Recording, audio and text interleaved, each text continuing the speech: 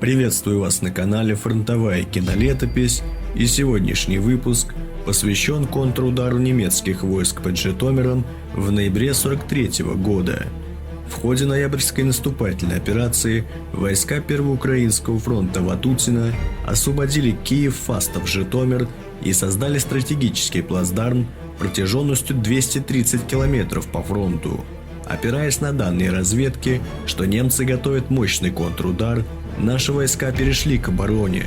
Советское командование, готовясь к отражению вражеского удара, усилило 38-ю армию стрелковым корпусом, артиллерией, включая противотанковую, а Первый Украинский фронт, в свою очередь, получил Первую гвардейскую армию и 25-й танковый корпус.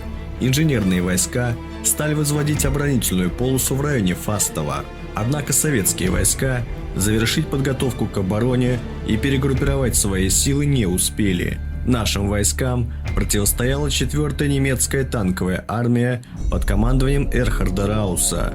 В составе немецкой армии было 30 дивизий, включая 8 танковых и 1 моторизованную. Кроме того, 2 тяжелых танковых батальона, 6 дивизионов штурмовых орудий, а также большое количество других частей. Киевский плацдарм вклинивался в расположение немецких войск, ухудшая при этом связь между группами армий Центр и Юг.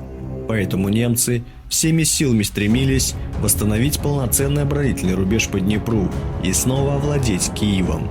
Завершив перегруппировку в районах юго-западнее Фастова и южнее Житомира, немецкое командование сосредоточило 2 ударные группировки – 48-й танковый корпус, оперативную группу Маттенклот и 13-й армейский корпус.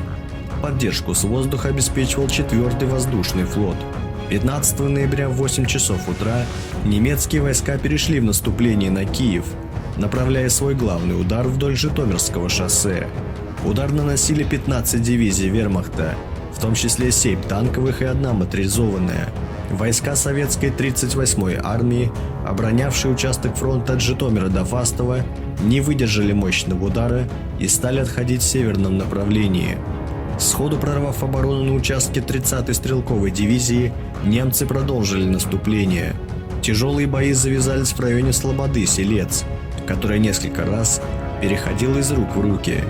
На следующий день, 16 ноября, ожесточенный бой разыгрался на участке 7-й гвардейской кавалерийской дивизии за высоту 211. Немцы трижды при поддержке танков переходили в атаки, но все они были отбиты. На южной окраине Житомира основные атаки 16 ноября пришлись на 4-й гвардейский кавалерийский полк, который действовал довольно успешно, и при поддержке 177-го гвардейского армейского минометного полка к исходу дня смог удержать свои позиции. Судьба Житомира и оборонявших его частей и соединений в этот день решалась не только на поле боя, но и в штабах. Важным событием в ходе сражения стала передача 1-го гвардейского кавалерийского корпуса в подчинении 60-й армии Черняховского. Хотя стоит отметить, что в тот момент вся помощь Кавкорпусу заключалась в сообщении об отправке 10 тысяч мин для установки на танкоопасных направлениях. В то же время немцы, так и не сумев прорвать оборону кавалеристов на подступах к Житомиру, пришли к выводу, что задействованных сил может и не хватить. В результате к операции было решено привлечь не только 7-ю и 8-ю танковые дивизии, но и задействовать боевую группу 1-й танковой дивизии. В отличие от потрепанных в предыдущих боях дивизий Мантойфеля и Фрибе, 1-я танковая дивизия была довольно свежим подразделением, только в конце октября переброшенным из Греции в резерв группы армии Юг. Утром 18 ноября немецкие войска перешли в решительное наступление. Смяв части 23-го стрелкового корпуса, немцы к 6 часам вечера овладели Калиновкой и селом Левков и продолжили наступление. В 23:00 противник взял село Цмокивка и захватил хутор Свыгин. К этому же времени батальон пехоты на бронетранспортерах при поддержке 10 танков овладел рабочим поселком в районе ЖД-станции и станции Житомир. Тем самым с севера, юга и востока часть сил 60-й армии в Житомире была окружена. Стоит отдать должное Черняховскому. Несмотря на приказ удерживать Житомир, Он уже в 10 часов вечера 18 ноября приказал частям 1-го гвардейского кавкорпуса выходить из окружения. Времени на тщательную подготовку до рассвета не оставалось, и около 5 утра наши войска пошли на прорыв. В городе еще продолжали вести бой оставленные части прикрытия. В то же время из окружения вышла значительная часть наших войск вместе со штабами подразделений. Воодушевленный занятием Житомира Гитлер отдал приказ, в котором требовал развивать наступление и во что бы то ни стало занять Киев. Но надежды врага не оправдались.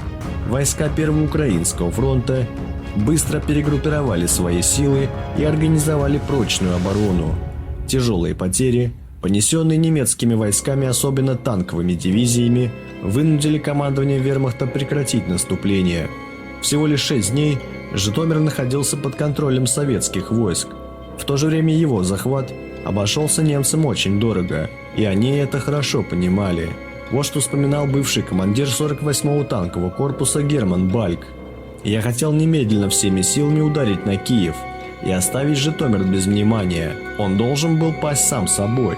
Мы теряли время, а оно шло на пользу советскому командованию, которое могло перебрасывать свежие силы для укрепления киевского плацдарма, который теперь очень трудно было бы взять».